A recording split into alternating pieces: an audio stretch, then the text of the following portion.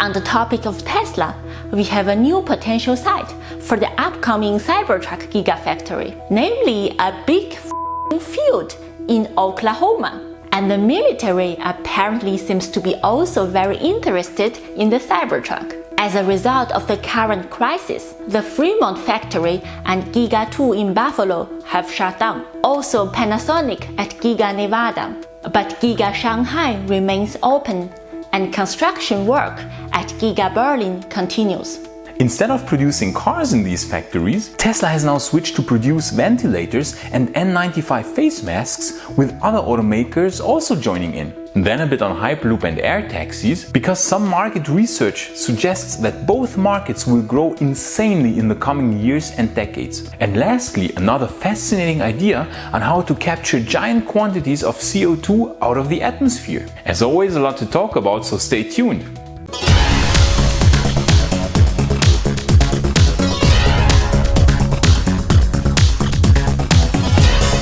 So the scouting for the next Gigafactory in the central US continues, and last time it seemed as if Tennessee would be very high on the list of potential states. Now Oklahoma joined in a quite humorous way, we have to say. Near Tulsa in Oklahoma there is apparently a quite gigantic field of 1,500 acres, and the Twitter account of this property made fun of other potential Gigafactory sites which would be a lot smaller, even employing some memes. Maybe that will catch Elon's attention. But meanwhile, the search for the next Cybertruck and Model Y Gigafactory continues. Now, talking of Cybertruck, it seems that the military is quite interested in the Cybertruck as a military vehicle. Immediately after the reveal, we had this quite hilarious Halo Cybertruck meme, and now apparently this could become more realistic than we would have thought. 3-star General Eric Wesley, the director of the US Army's Futures and Concepts Center, at least thinks that an electrification of the US Army's vehicle arsenal should happen as fast as possible, he said in an interview with Defense News. And Cybertruck, of course, with its durable exoskeleton and 500 miles of range, would of course be a perfect choice. We saw already quite some nice renders of Cybertruck as a police car, so the Cybertruck as a military vessel is indeed not far-fetched. But until then, this virus crisis will slow down many things. By the way, if you are wondering why we are not naming the virus by its name, ask YouTube. They are demonetizing a lot of videos that mention this stuff. So anyways, the crisis, we will just call it the crisis from now on. First, the Fremont factory and Giga 2 in Buffalo, New York to shut down. And Panasonic also shut down their battery production at Giga Nevada. So Tesla will soon run into battery supply shortage. So probably they will have to shut down operations at Giga Nevada too. This is already sad because the deliveries of the Model Y, which is being produced at the Fremont factory, were just now starting to ramp up. And Giga 2 just reached the milestone of producing 4 megawatts worth of solar roofs, so enough for around 1,000 homes. Just in the middle of this nice ramp up, they have to shut down. The timing of this crisis is really so bad. However, we are very optimistic that Tesla will survive this crisis because they have around $8 billion of cash reserves. Don't forget, only a few months ago, they raised an additional $2 billion. So Tesla's reserves are high enough to survive even 1.5 years of complete shutdown of everything, which as we know will not be the case, since Giga Shanghai is still open and running nicely. And Giga Shanghai, by the way, has now ramped up back to 3,000 cars per week. And they are still on track to produce 150,000 cars in 2020. So Giga Shanghai turns out to be the most brilliant decision of Tesla ever. This factory will basically enable Tesla to sell more cars this year than last year despite the crisis. Tesla will be the only car manufacturer worldwide which will sell more cars in 2020 than in 2019. Mark our words. Our estimate is 400,000 to 450,000 cars. This number would have been over 500,000, maybe even 600,000 without the crisis. But yeah, Tesla will be the only car maker still growing. The others will have a really bad time.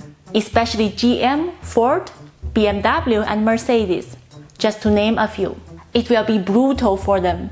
We are more optimistic for VW, should they get the software problems with their ID.3 under control. They seem to be on a good track to switch to electric cars, with the ID.3 to launch still this year and the ID.4 to be released next year.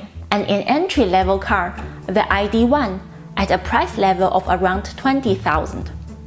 And now in the wake of the crisis, Tesla is building on Elon's orders 1,000 ventilators and 250,000 N95 face masks to help in the fight against the virus. And not only Tesla is offering help, but GM and Ford apparently are also thinking of switching production temporarily to produce medical equipment. This is an excellent development, we have to say, and this shows that humans are not only capable of stupid behavior in times of crises, but also of amazing deeds of solidarity and compassion.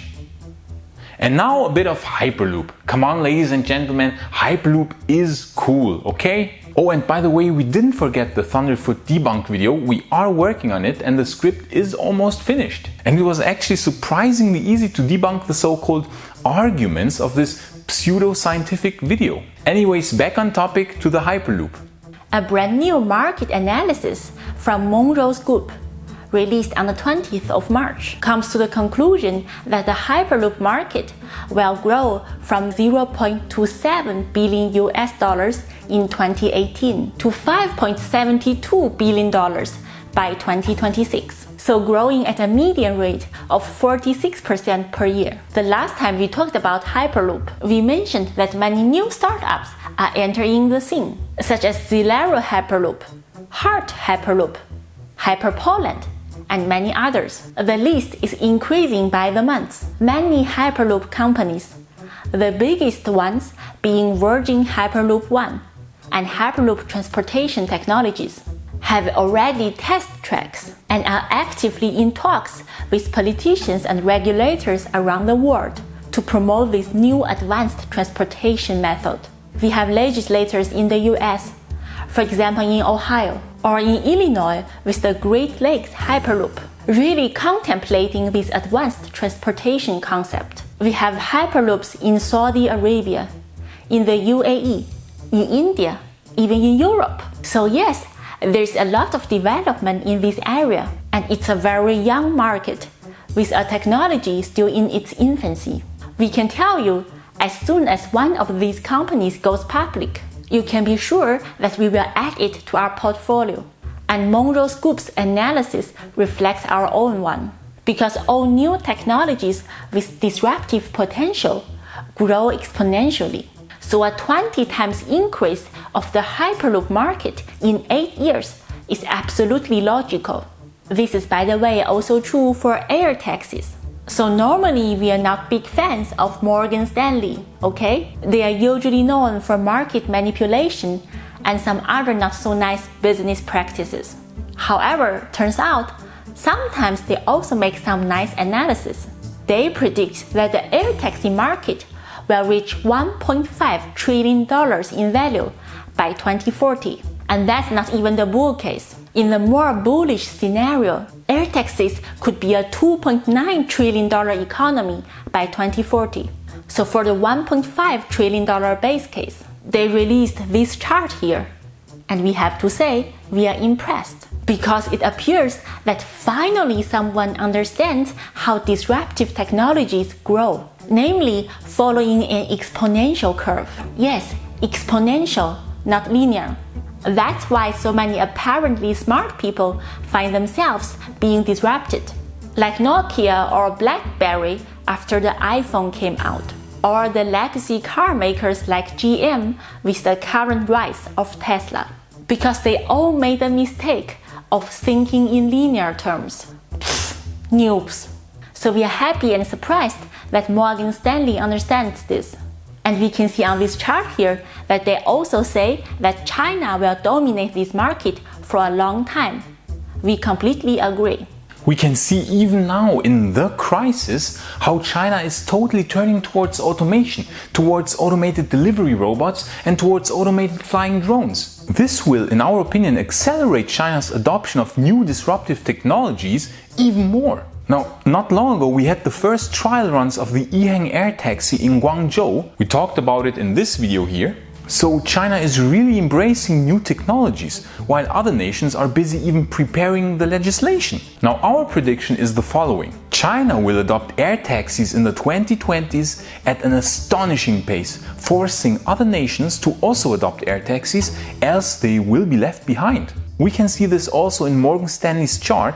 China will absolutely dominate the market in the 2020s, and then Europe and the US will follow only later in the 2030s, when the Western countries have finally gotten the legislation in place. Then from 2040 onwards, it will be more evenly distributed. But even so, for example, all the buses and taxis in Shenzhen were already completely electric years ago. During the crisis, China is employing drones and robots on a massive scale. Those guys built a new hospital in 8 days. And their skylines even now look like something straight out of Blade Runner. The architecturally most insane and impressive buildings somehow aren't built in the US anymore, but instead in China and maybe Dubai. The West must quicken the pace of innovation and be faster with legislation, or we really have to get used to the fact that almost all high-tech products of the future will come from China. This is not propaganda, of course, although probably quite a few people will accuse us of that. This is just a factual assessment of current trends and developments projected into the future. If the West doesn't start pushing the technological boundaries again, it will be left behind, plain and simple. Now, we are always under the impression that Elon's companies alone, like his companies alone, act as a counterbalance to China. Certainly not GM or Boeing anymore, but with Tesla, SpaceX, the Boring Company, Neuralink, and Hyperloop. The Hyperloop companies currently, by the way, all being non-Chinese companies. We think that the technology will still be kind of well distributed around the world. Now the West can call itself absolutely lucky to have Elon Musk. He really is tipping the balance, because without him, the balance would be extremely shifted towards China. But in the case of air taxis, it is pretty much unavoidable that China will be leading the way. The company eHang is really aggressively promoting their air taxi, and we suspect apart from Guangzhou, more Chinese cities will soon start implementing trial runs of the eHang air taxi after the crisis is over. And now suddenly something completely different. The favorite topic of our viewers, where somehow, very strangely, the like to dislike ratio is always the worst in our videos when we talk about it. But we still won't stop mentioning it. We're talking, of course, about good old global warming. And in last week's video, which you can watch right here, we spoke about a company that wants to remove CO2 directly from the air. Another possible solution is, of course, genetically modified bacteria or algae for the oceans, which would absorb giant amounts of CO2. Because as we know, the oceans absorb the highest amount of CO2. That's certainly a very nice possible solution. And another one is actually stupidly simple, namely just planting gigantic amounts of trees. We all know that plants absorb CO2, right? 1 hectare. 1 hectare is, by the way, around 2.47 acres. Of most tree species can capture and store between 2.75 and 24 metric tons of carbon dioxide per year. But there is one type of trees that can store 10 times as much CO2 per year.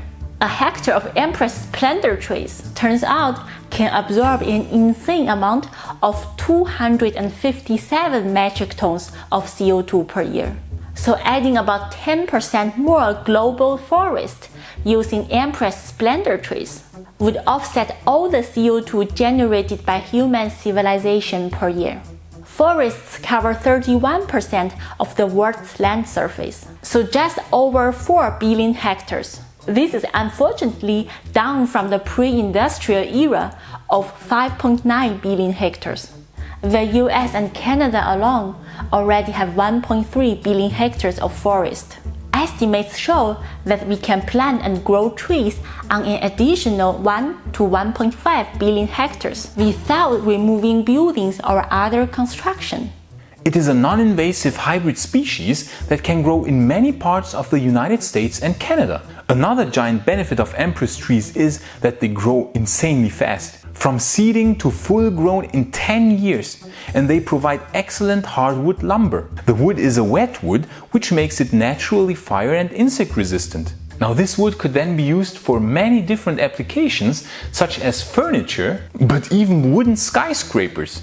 Yes, we actually can capture carbon out of the atmosphere, pack it into wood, process the wood into timber, and construct skyscrapers out of the timber. Many timber skyscrapers and high-rises are being constructed around the world right now, with some already having been constructed and many more being planned for the future.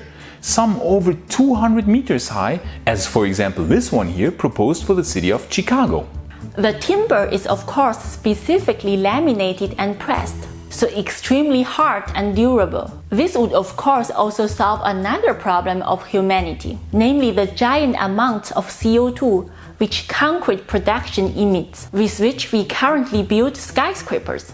And the sand problem. Yes, currently we are actually running out of sand because we are using it all up in order to produce concrete, which is a problem that makes everyone worried. Except for Anakin, of course. I don't like sand. It's coarse and rough and irritating, and it gets everywhere. So mass planting of Empress Splendor trees and using its wood would solve so many problems at the same time. The World Tree Carbon Offset Program, link in the description, has already started planting Empress Splendor trees. And one can even support them financially with their cool endeavor. Planting 30% more forest in the US and Canada using these trees would offset all the CO2 emitted globally. That's how insanely effective this tree species is in capturing CO2. We absolutely love this idea. So what do you think about the crisis? Will it impact Tesla more than we think, or are we being again too optimistic? And what about the other car makers like, for example, GM, Ford, Mercedes, BMW? And do you agree with us that wooden skyscrapers from the Empress Splendor trees would be a great idea? Solving global warming, shortage of sand, and so many other problems at the same time. So you just watched the JS Disruption Report on every Wednesday, where we tell you our opinions about the most recent developments of disruptive technologies such as electric cars, Hyperloop, wooden skyscrapers, and many others. So thanks for watching, and I would say, on to the future!